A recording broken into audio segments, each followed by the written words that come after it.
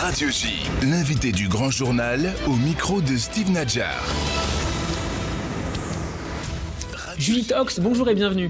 Merci de me recevoir. Merci d'avoir accepté notre invitation. Vous êtes la coprésidente du Keren Ayesot France, aux côtés de Dan Serfati. Vous venez nous présenter cet après-midi la rentrée de votre organisation, une rentrée menée tambour battant. Et vous avez lancé, on commence avec cela, au début du mois, un appel à la solidarité pour les jeunes Israéliens en difficulté.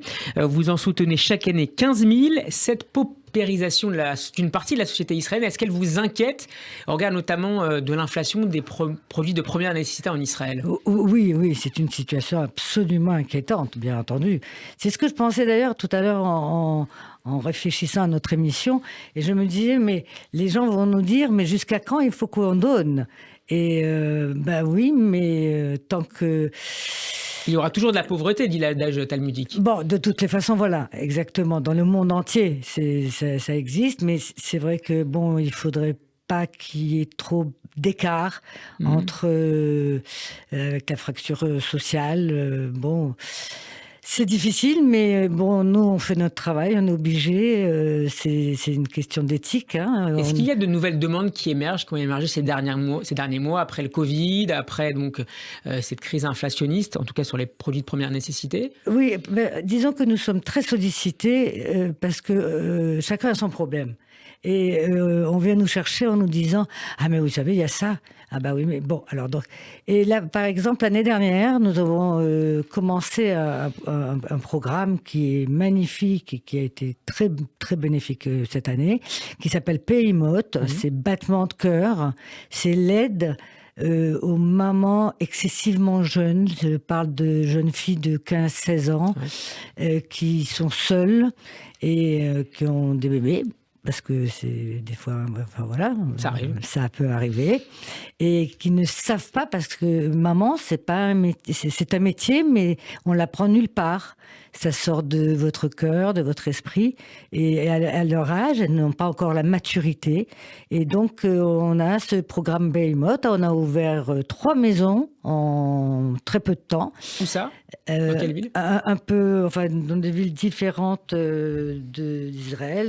Si vous voulez, je vais vous les dire. Bon, sinon, vous le direz tout à l'heure. Je suis obligée de mettre mes lunettes, excusez-moi, parce que c'est vrai que les enfants, l'hébreu, c'est difficile. Oui, il y a Kiryat Shmona, Kiryat Bialik, centre Payimot, et le 4e sera plus dans le nord. Voilà. Des villes plutôt de la périphérie.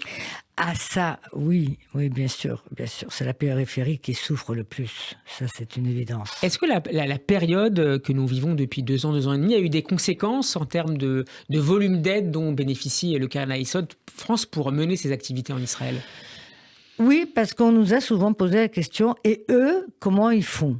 Et effectivement, on avait fait une collecte spéciale pour aider la majorité des gens. Et puis, le problème, c'est que nous avons des centaines de programmes, et que ces programmes, c'est pas pour one shot, c'est récurrent. Il faut chaque année remettre au pot, parce que sinon notre projet, parce que ce sont des écoles, ce sont des orphelinats, ce sont des maisons pour femmes battues, ce sont des maisons pour jeunes filles, et ça c'est chaque année, c'est récurrent, et il faut donner de l'argent, et l'équivalent de l'argent, ou si ce n'est plus, chaque année. Donc projet pérenne et nouveaux projets aussi qui se créent au fur et à mesure des besoins qui émergent en Israël. Le Keren Ayesot France est aussi une série d'activités et de conférences en France qui permettent aux gens de mieux connaître la réalité sociale israélienne, mais aussi son inscription dans le panorama moyen-oriental que l'on connaît. Vous avez reçu il y a quelques jours l'économiste Dan Katarivas, qui était aussi invité du Morning de Radio J. Et demain, après-demain plutôt, le 22 septembre, vous organisez une conférence débat présentée par Noam Kaiser. C'est l'attaché de police pour l'Europe auprès de l'ambassade d'Israël à Paris. Et lui s'intéressera aux défis internes que pose le brassage des cultures en Israël. Et la diversité de ces cultures-là. C'est un problème, la diversité, c'est évident. On le voit bien même avec ce qu'on a fait cet hiver, et franchement, on en est très fiers.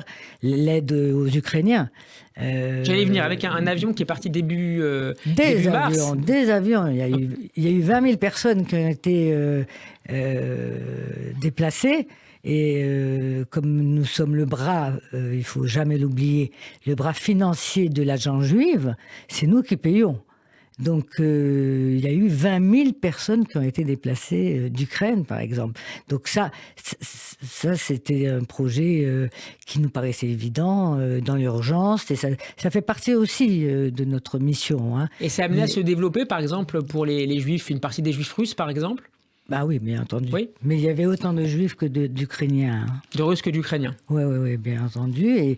Et la suite c'est excessivement onéreux. On est obligé de collecter beaucoup d'argent. Vous voyez, juste un exemple qui peut paraître colossal à nos auditeurs et peut-être too much, en disant avec tout ça, ils n'en ont pas besoin.